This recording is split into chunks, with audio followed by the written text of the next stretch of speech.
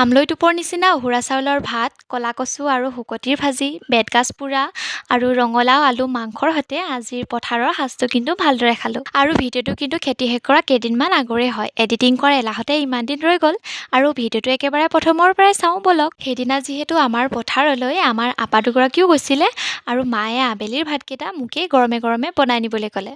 আৰু পতাপত মই বস্তুকেইটা যোগাৰ কৰাত লাগিলোঁ। ওচৰৰ বাৰীখনৰ পৰা বেতগাজ কেইটামান কাটি আনিলোঁ আৰু কলা কচু অলপ লৈ আনিলোঁ আৰু লগত ঔটেঙা এটাও পাইছিলোঁ, সেয়াও আনিলোঁ। তাৰপাছত পতাপত মই ঘৰলৈ আহি আদা, ৰচুন, পিঁয়াজ, জলকীয়া সেইকেইটা বস্তু যোগাৰ কৰি ল'লোঁ।